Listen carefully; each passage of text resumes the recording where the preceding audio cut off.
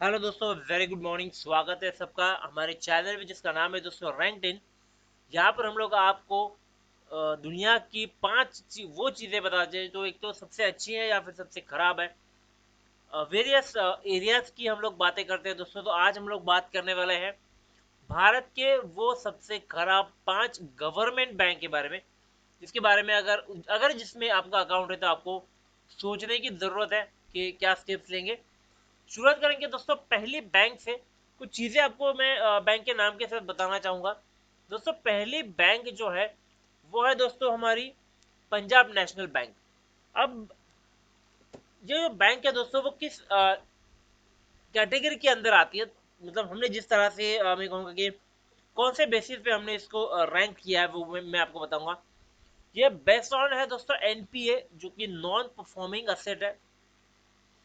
Bank का दोस्तों basically business होता है पैसे, आपसे पैसे लेना और वो पैसे किसी और को देना, और उसमें जो इंटरेस्ट आता है उसमें तो थोड़ा सा इंटरेस्ट आपको बैंक पे करती है, और 70% ऑफ द इंटरेस्ट बैंक खुद के पास रखती है, जो बैंक की अर्निंग होती है। यानी आपके एफडी से ही दूसरे को लोन दिया जाता है, ठीक है। अब यहाँ पर चीज यह है दोस्तों, एनपीए वो चीज होती है जो बैंक ने लोन तो दे दिया लेकिन वो वापस निकाल नहीं पा रही है, वो पैसा रिकवर नहीं कर पा रही है। कुछ ऐसी एसेट्स है जो डूब रही है, जिसकी वैल्यू कम हो रही है, और बैंक में पैसे की किल्लत होती हुई दिखाई देती है। जैसे पंजाब नेशनल बैंक की अगर हम बात करें दोस्तों, तो आपको तो पता है पंजाब नेशनल बैंक को काफी लोगों ने लूटा हुआ है। जो पैसे लेते हैं, लोन लेते हैं, भाग जाते हैं और वापस पैसा नहीं करते, और ये अमाउंट बहुत ज्यादा हो चुकी है दोस्तों। अभी देखिएगा, बात कर रहे हैं दोस्तों 5 साल का, अगर इनकी एनपीए की बात करें, एवरेज एनपीए की, जो इनकी टोटल जो लोन्स या फिर मैं कहूँगा जो लेंडिंग्स है उसके हिसाब से लगभग 15% है, और नेट एनपीए इनकी लगभग 7.5% है दोस्तों।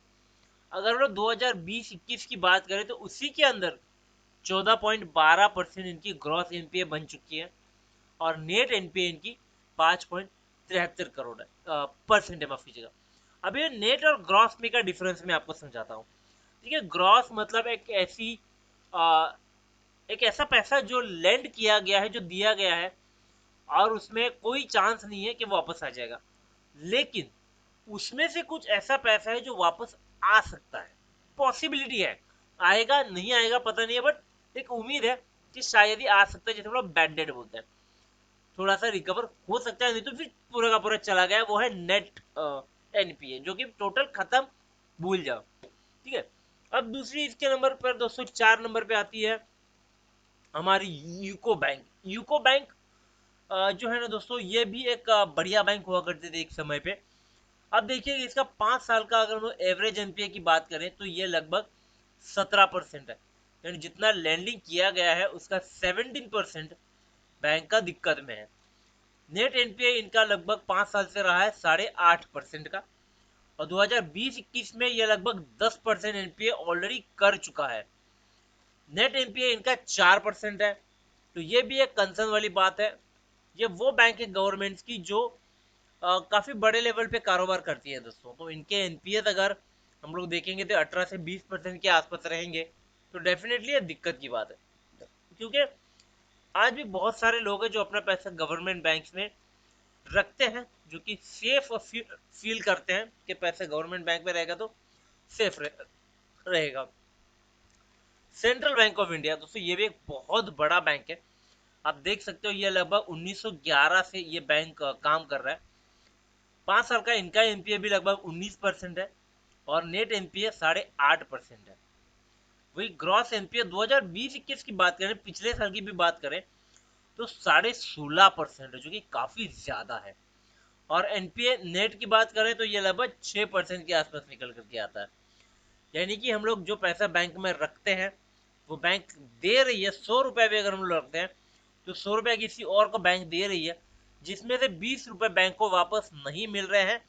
जो इंटरेस्ट मिलना था वो भी छोड़ दो, जो हमारा मेन पैसा हमने दिया हुआ है, प्रिंसिपल अमाउंट, वो भी हमें वापस नहीं मिलने वाला, क्योंकि 20% कट कर मिला तो मिला।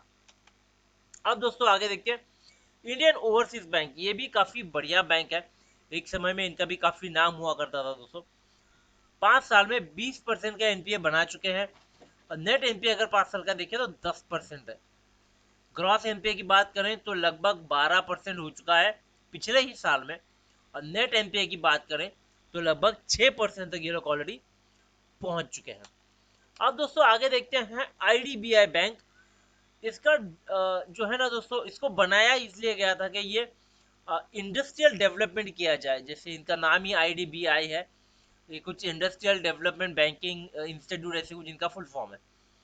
तो ये बनाई इसलिए गया था कि छोटे मोटे बिजनेसेस को सपोर्ट किया जाए। लेकिन 5 साल में इसी बैंक ने एनपीए पहुंचा दिया लगभग 26.5% पे। 5 साल का इनका नेट एनपीए रहा 10% के आसपास। ग्रॉस एनपीए पिछले साल रहा 20-21 की बात अब देख रहे हो तो 27.5 के आसपास, और वही नेट एनपीए रहा दोस्तों 2% के आसपास। तो बात यहाँ पर ये हो रही है दोस्तों कि इतने बड़े एनपीएस क्रिएट करने के बाद क्या ये बैंक आगे फ्यूचर में सरवाइव कर पाएंगी, या फिर क्या आपका पैसा इस बैंक में सेफ है। काफी सारे सवाल यहाँ पर आकर के खड़े हो जाते हैं दोस्तों। बट यहाँ पर एक बहुत इंपॉर्टेंट बात मैं आपको बता दूं कि गवर्नमेंट ने जो पहले 1 लाख का सिक्योरिटी आपको दिया हुआ था, किसी भी बैंक में आप अगर पैसे रखते हो तो कुछ हो जाता है बैंक को, तो आपको 1 लाख तक का कवर हमेशा रहता है, वो 1 लाख तक का आपको रिटर्न मिल जाएगा। अब ये मेरे ख्याल से कवर जो है वो 5 लाख तक कर दिया है, तो 5 लाख रुपया कम से कम आपका बैंक में सेफ है। तो कोशिश कीजिएगा कि आप अलग अलग बैंक्स में अकाउंट खुलवा के अलग अलग पैसे डिपॉजिट करने से बेटर आपके फैमिली मेंबर्स के नाम पर जो है वो पैसा डिपॉजिट कीजिएगा। जो भी 5 लाख के ऊपर उसे स्प्लिट कर दीजिएगा, ताकि जो कवर है वो आपको सेफ और साउंड रख सके। ठीक है दोस्तों, ये था मेरे 5 वर्स्ट गवर्नमेंट बैंक्स। वीडियो अच्छा लगा है दोस्तों तो लाइक जरूर करना है, दोस्तों के साथ शेयर जरूर करना है। कुछ भी कमेंट से कुछ भी चीज़ जानना चाहते हो दोस्तों, कमेंट बॉक्स में हमें ज़रूर बताइएगा, हम उस चीज़ को कवर करने की कोशिश जरूर करेंगे। मिलते हैं दोस्तों अगले वीडियो में, तब तक के लिए thank you very much and have a nice day.